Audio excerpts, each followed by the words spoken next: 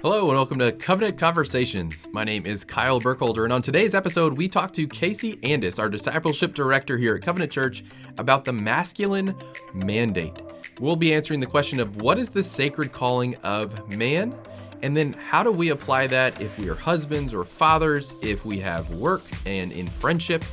And so Casey's going to dive deep into the masculine mandate. We're going to learn a ton. And so whether you are a man listening or you have men in your life, you do not want to miss this conversation.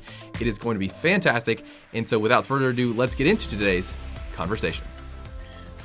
Welcome to Covenant Conversations. My name is Kyle Burkholder, and I'm joined again by our Discipleship Director, Casey Andis. And today we are going to be going through the masculine mandate. Casey has been graciously walking us through that as men here at Covenant Church.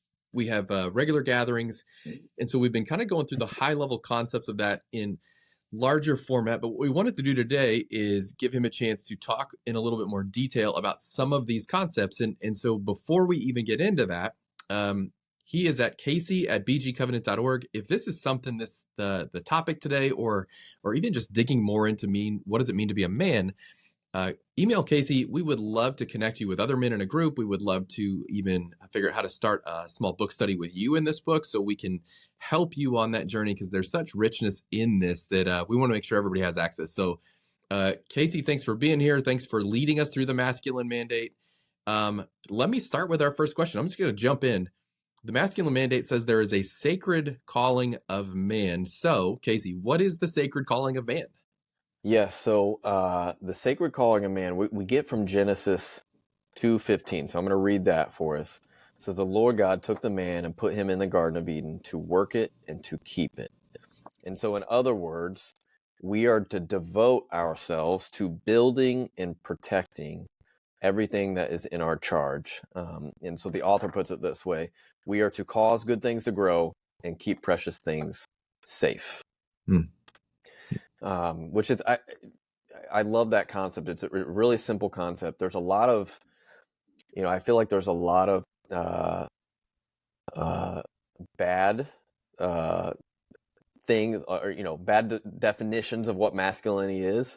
And then on the other side of the spectrum, it's like, hey, it's no different. There's nothing. There is no sacred calling. And so what I found helpful about this book is I feel like it does a good job of defining what it looks like to be a godly man, and it roots that in Scripture. And so that's something that how can we follow that? So whether or not I'm into sports or gardening, whether or not I can bench press an elephant or a feather, you're saying there's something bigger that God has designed us for, and ultimately that's building and protecting. Yes, absolutely. Yep. Okay, what does that look like? Let's say we'll take two different kind of tracks on this, but let's say that most men, now there are some men that are called to be single, and that's we can apply that in a minute, but most men at some point are going to be approaching being a husband, or even then being a father. Yes. What does a sacred calling mean for a husband or a father? What does that look like to nurture or encourage or supply spiritually in my family? Right. Yeah, and I think so. One of the things we have to ask when it comes to building and protecting is where has God placed us, right? So it said he placed Adam in the garden. That was intentional. That's not something Adam did. That's something that he received. And so all of us, regardless of the stage of life we're in, but many of us, as you said, we do have families. We have people in our care. And so one of the things he says in the book, he says the Bible calls men to be cultivators, and that includes a significant emphasis on tending the hearts of those given into our charge. A husband is called to nurture his wife emotionally and spiritually. And so that is something that we've been given charge of. And so when it comes to building, protecting our wives, or I guess we'll start there, our wives, what's that look like? Well, even in 1 Peter, he says, live with your wife in an understanding way. Well, I think what's so helpful about that is, on one hand, he's saying, yeah, you have to be, there's an understanding, there's a way that you have to try to understand her. but he says live with your wife, which means spend time with her, and part of understanding that person is actually having enough time to know what they need. And that obviously goes the other way as well. But as you spend more time, as you're intentional in that time, there are things that you're going to pick up naturally. Now, of course, that doesn't mean you never have any miscommunications, but I think that's a good starting place. This is where the Lord has placed you, and part of your responsibility is to tend to them emotionally and spiritually. And so the other thing he says in First Peter is showing honor to them, and that's recognizing that. And Peter goes on to say that they're co-heirs. And so he's applying this incredible value to who they are. And so the Lord, and we believe this in Christian marriage, you didn't bring yourself together. The Lord brought you together. And if he has given you responsibility for this very, very valuable thing in your life, part of our responsibility is, once again, living with him and making sure that we are cultivating their emotional life and their spiritual life. And that's not easy to do, but that is a part of our call. And there's a lot of value in that. And I think the Lord honors that when we do that. That's super interesting. I'm going to make it, I'm going to way oversimplify it and at the risk of objectifying, let me see if this is maybe sort of the way to think about it. Too often we simply receive God's good gift and then just use it. Right. And so I have a 16-year-old that just started driving. We passed down a car to her, and in October, late November, it's cold outside, and she is out in the driveway, hand washing the car. She's vacuuming it out. She's asking about oil changes. She's saying, how do we check the tire pressure? There's a difference between I just use it and drive it into the ground for my needs. And she is nurturing this responsibility that we've given her. And so for us in that world, it's super encouraging to see her nurture the gift she was given. Would it be, obviously a woman is a little more complex, and we are not comparing women to cars, but would it be something that a man should think about as, am I using this gift purely, or am I nurturing the gift? Am I taking care of the gift? Am I beautifying the gift? Is that a good, maybe flawed, but good metaphor for us? Yeah. I mean, even in Ephesians, he says we are to love our wives as Christ loved the church, presenting her as Christ presents the church. He presents her blameless, and he washes her with the water of the word. And so I think when we think about our wives, that one of the questions I think we need to be asking is, are we building? So this is the building aspect of it. Are we cultivating and building? Or one pastor said, cultivating is like unearthing treasures. So are we building and cultivating their spiritual life? And a lot of times, and that's a high call. We need the Lord's help doing that. So that's okay. So that's a high call. But a lot of times the opposite is true. We're kind of like, we're along for the ride. They're kind of leading the spiritual charge. And that's just, and that's not what the Bible has asked us to do as men. He's actually said, no, we are to cultivate and nurture and build their spiritual life and lead in that way. Now, of course, that doesn't mean we don't fail, but the general trajectory is we should be trying to do that, doing the best we can.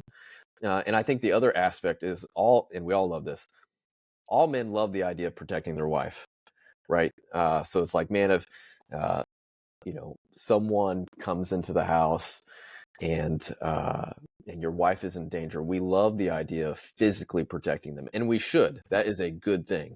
But and this was something in the book that I thought was really powerful. He said, so he's talking about protecting his wife. He's like, there's a physical aspect, but there's also an emotional and spiritual aspect. And he said the main threat that a man must protect his wife from is his own sin. And he said, I used to think if a man came into my house and attacked my wife, I would certainly stand up to him. But then I came to realize that the man who enters my house and assaults my wife every day is me, through my anger, my harsh words, my complaints, and my indifference. The man I need to kill is myself as a sinner. And I thought that was really powerful in the sense of we actually part of our protection and building applies spiritually and emotionally, and really comes down to our own sin. So are we willing to deal with that and protect them from our own sin? That's big. That's a huge high calling. It's a big challenge, and it's not something we probably get right immediately. But as we grow, that's a great goal to have. Is that we are our protection is as much protecting them from us and Right. our dark impulse as it is anyone else. So that's super. How would you relate it to children then? So if we're that's us as husband, or what about us as father, us as a parent? Yeah, so there's much of the same way. So once again, concept like how am I building my children up? How am I protecting them? But I thought there were some two helpful things. One is our children do need our instruction, but ultimately as fathers, he talks about our children need our hearts. And he gets that from Proverbs. So there's Proverbs, and you get a lot of instruction from the father to the son. And ultimately what the father wants in Proverbs is his son's heart, but they won't give it to us unless we give them their own heart. And so there is a level of emotional, spiritual giving of ourselves to our kids, and they can tell. I feel like they can tell. But from a practical standpoint, he kind of gives 4 ways that I thought were helpful.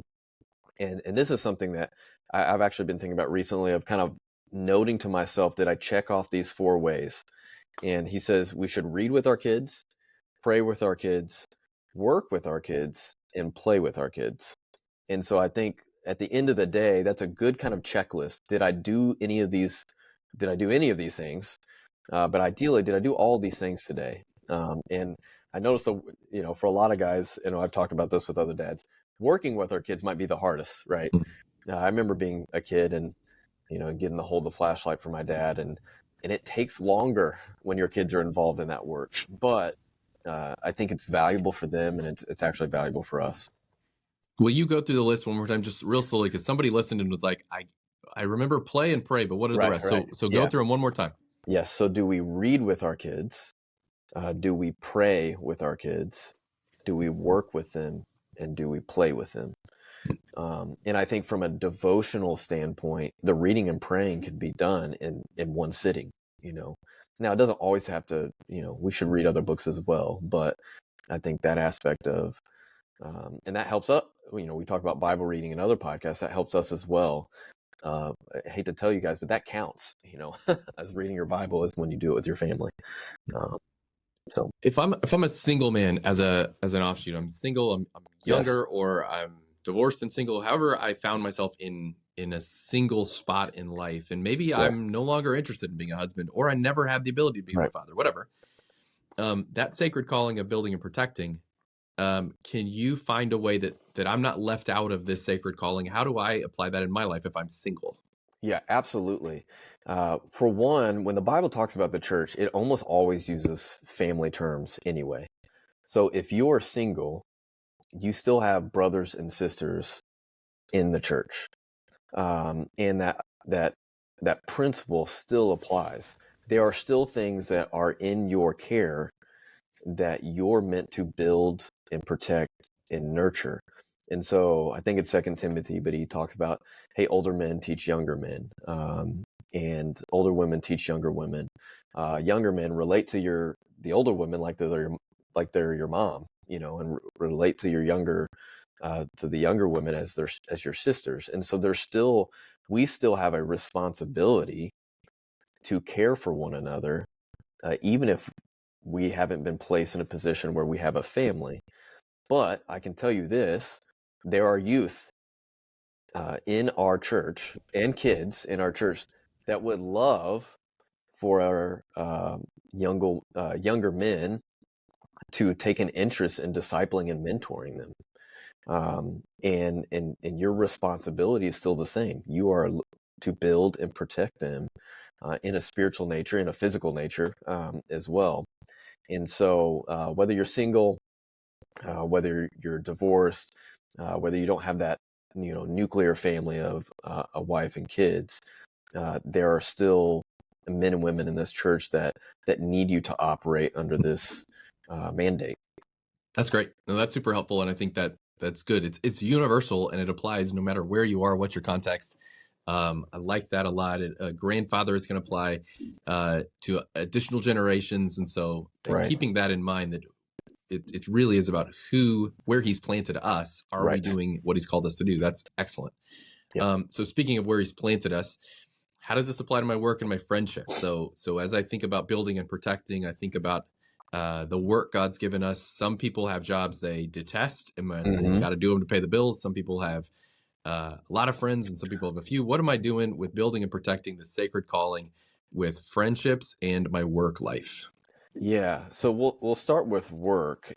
What it should do is it should grow and expand our view of work. So, for many, many, many years, we have been taught implicitly, and sometimes explicitly, that our work is simply an exchange for money, right? And I think only viewing that way, I think it leads to a lot of joylessness in your work, and even depression. I think in some men, and even more so, I think in younger men right now. And so I think one of the things that would be a good question to ask, and I think this helps you expand your view of work, is here's some questions to evaluate your work. One, does this work glorify God? I would argue that, and a couple of people have given this example before, you think about trash collector, right? And sometimes if you observe observe them, sometimes you look and you're like, and they're pretty joyful in what they're doing. And so often we're shrinking our view of work, and that's what's actually causing the problems. And so there's a lot of ways your work can glorify God. I think we sometimes, when we're like, well, can my work glorify God if I'm not in some sort of spiritual vocation? Absolutely. I mean, really, in the history of the church, most people are not in spiritual vocations. And he says, in all that you do, glorify God. And so does this work glorify God? Does it benefit the men and women in my community? And I think most of us, when we look at our work, I think most of us would come to the conclusion, yes, this is beneficial in some way. And do I consider myself called to this work, or can I do it well and find enjoyment in it?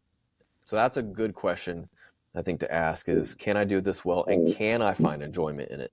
If you can't, that might be a good question to start asking, like, maybe I'm not in the right spot. And lastly, does it permit me to lead a godly and balanced life?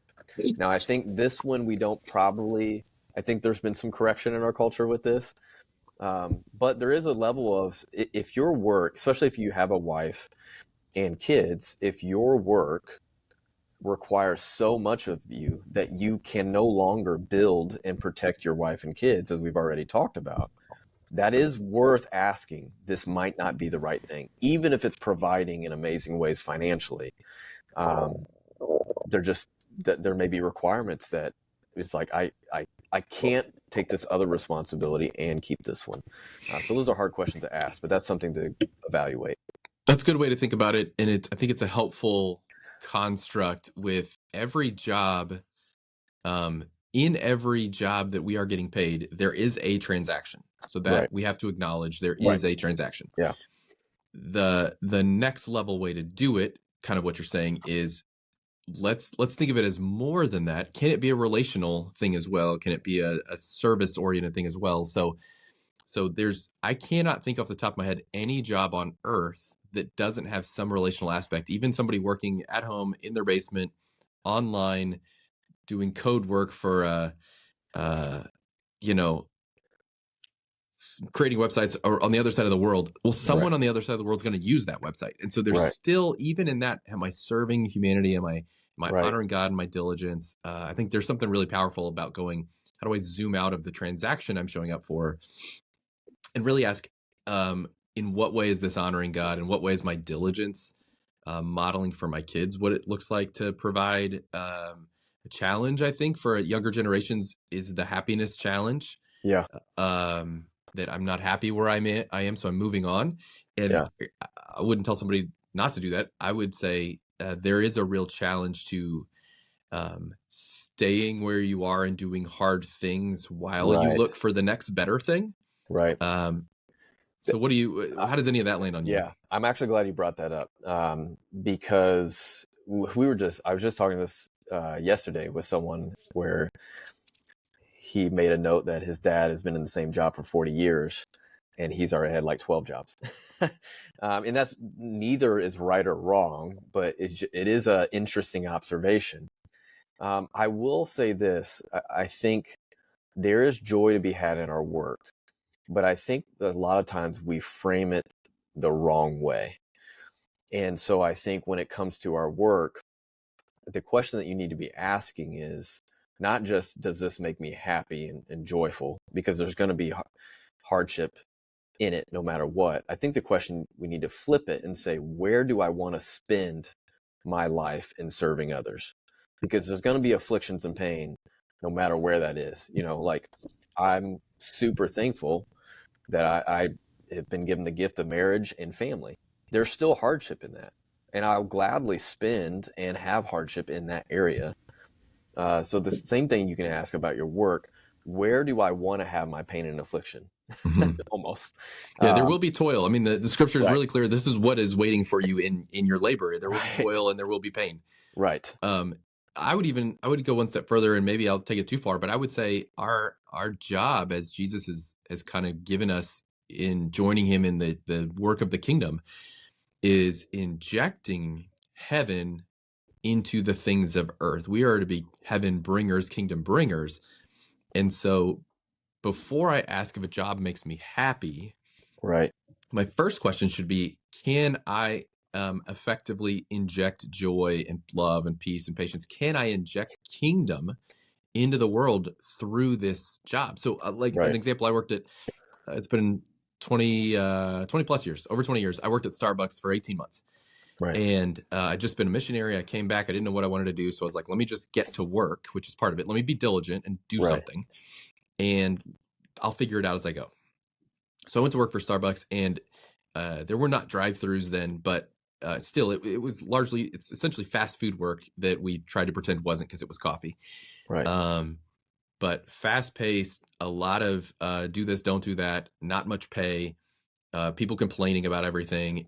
In many ways, we had high turnover because people would show up, go, I don't want to get yelled at all day by people who didn't like how much mocha was in their latte, and they'd leave. And, you spend half your day cleaning the bathroom. It wasn't the most gratifying existence. Right.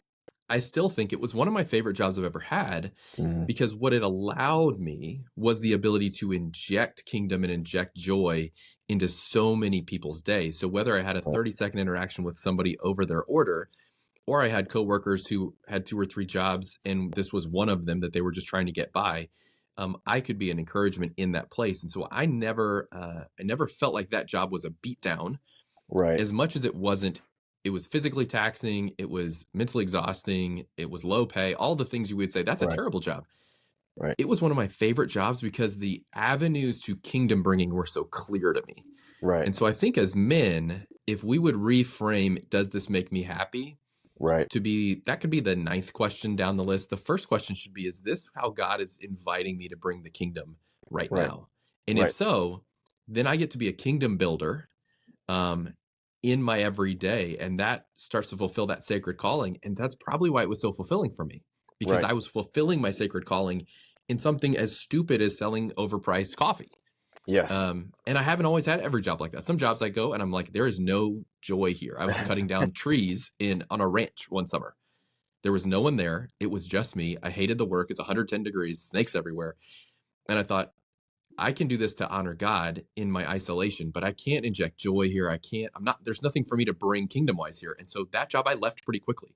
Right. So maybe that's a helpful construct for people to think about, reframing how much it's about me versus how much it's about God inviting me into something.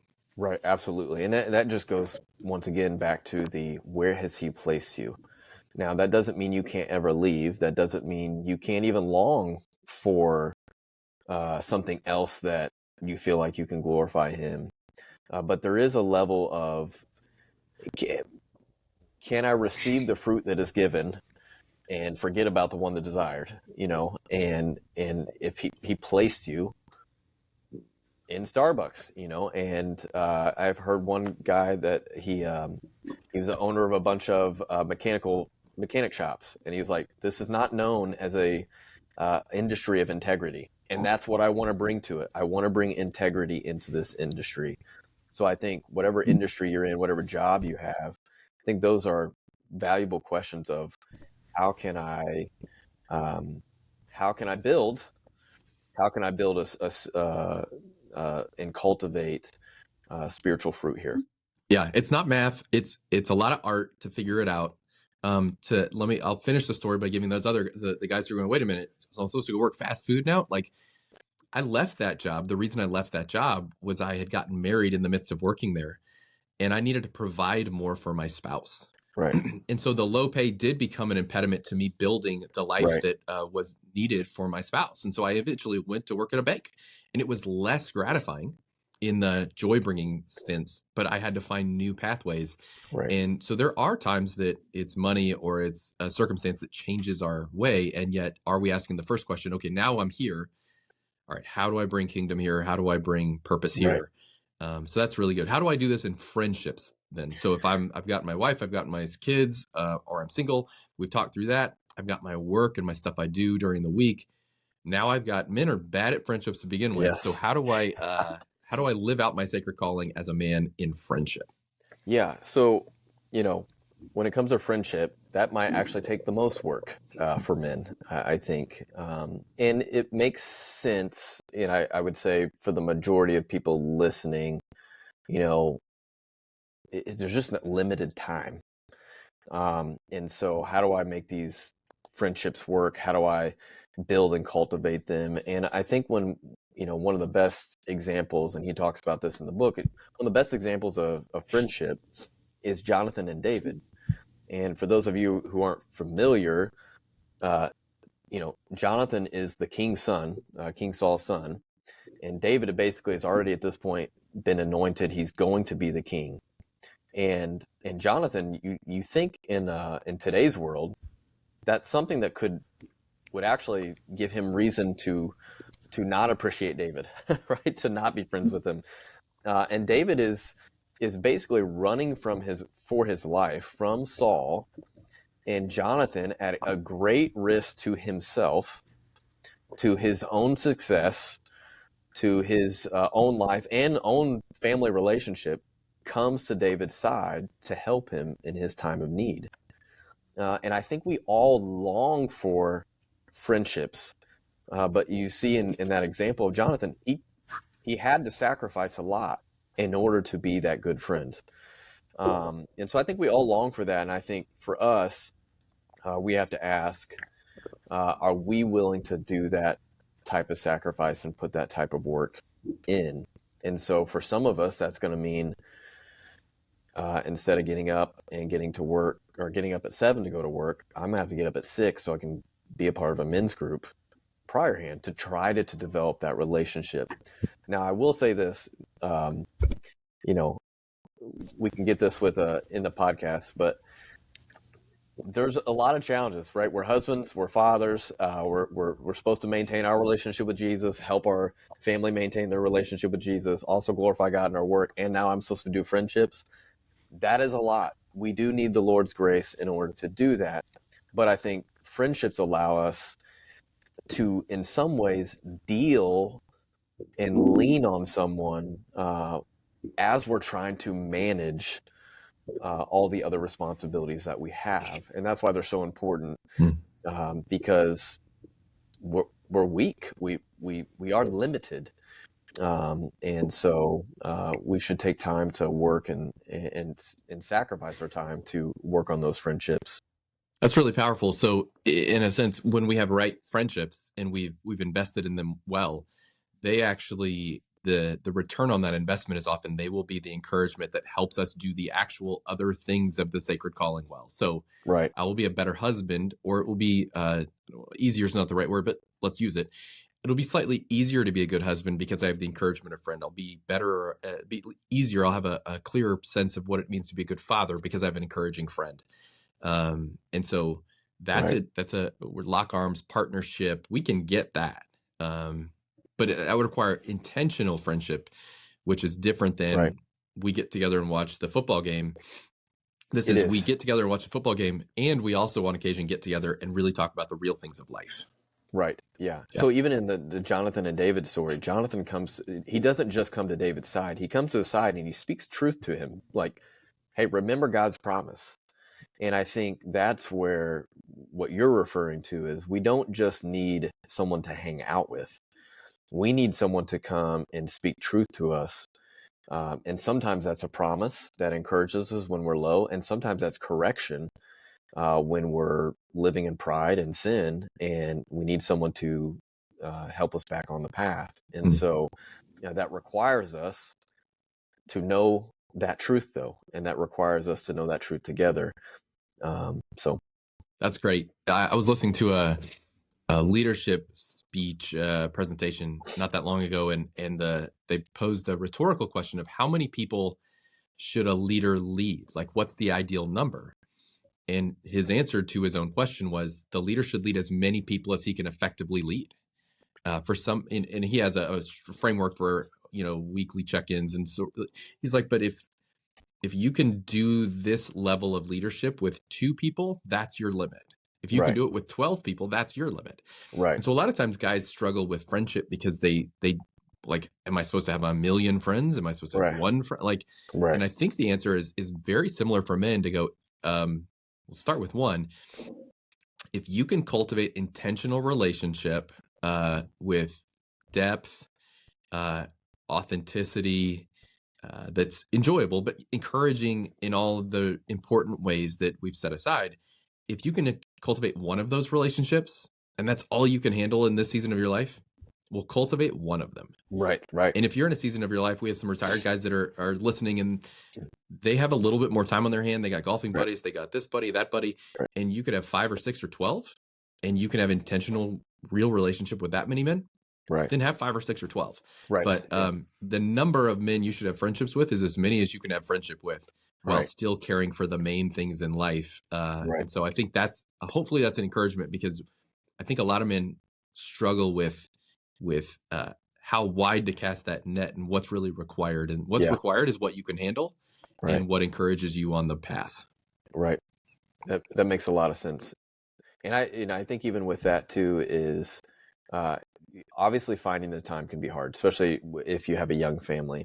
But I will say this, I highly doubt, especially if our time is intentional, I highly doubt our families will be upset and resentful if you're going to meet with men trying to understand what God's word means and how to be a better father and husband and godly man. I highly doubt there's going to be resentment that builds up over that. And so I think if anything, that would be an encouragement to our families if we're taking those steps. It absolutely is. All right, we have covered a lot of ground. Do you have any last words or way to summarize? Is there anything you want to make sure you get through to us before we close this one down? No, I think just the biggest thing is, this is a lot of information, but I think the heart of the book is ultimately how can we maintain a relationship with God as men, and how can we take that and build and protect those in that we're responsible for. And so what we've been given is the garden that we've been placed in. That's not, a lot of times we can get overwhelmed and we think the best place is for us to escape that.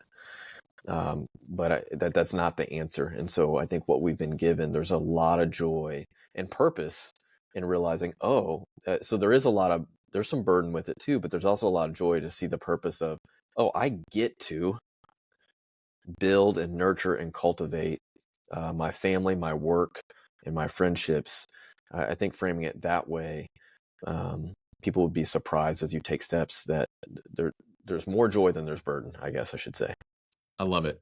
You have the book there for people watching this. Casey's going to hold up the book. Casey, it's called The Masculine Mandate. It's upside down. Yes. That's unfortunate. That's better. And it is by Richard Phillips. And so if you are listening to this, Masculine Mandate by Richard Phillips, you can look that up if you want to buy a copy for you. If you are a wife or a friend, you can buy a copy for your friend. And then don't forget, you can always email Casey@bgcovenant.org. And that's a great way to either get into a group potentially that could go through something like this, or to learn more and meet with Casey and see what it is that your next step might be as a man. So Casey, thanks for making time for this and sharing all of your wisdom. We're so grateful for all of you who listen and are tracking along this conversation, intentionally devoting your lives to what is good and better. And that is the kingdom of heaven. And so we're grateful for you. We look forward to seeing you back here for our next conversation.